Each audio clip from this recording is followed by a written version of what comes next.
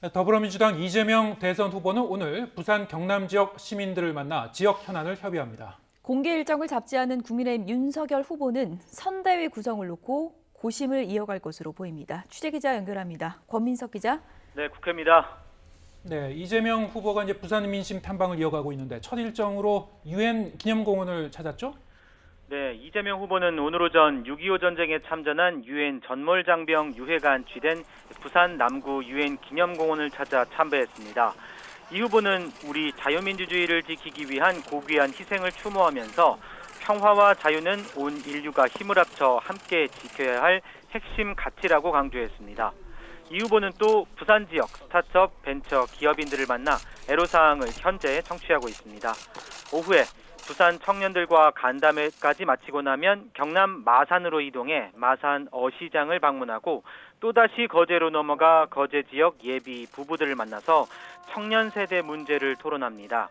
하루 동안 부산, 마산, 거제를 훑는 광폭 행보인데요.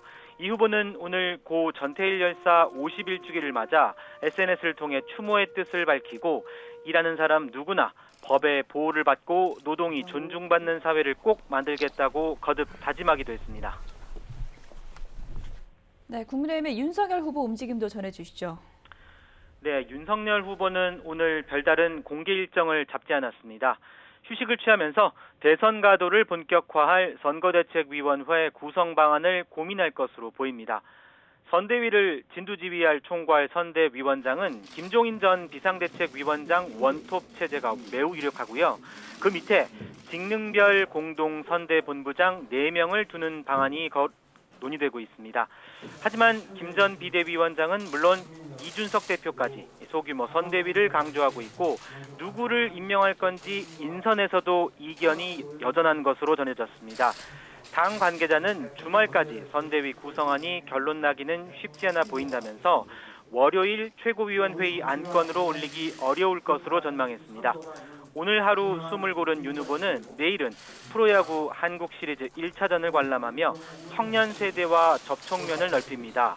그리고 월요일인 모레 김종인 전 비대위원장 출판 기념회에 참석하는데 이때를 전후로 선대위 구성 방안 논의가 집중적으로 이루어질 것으로 보입니다.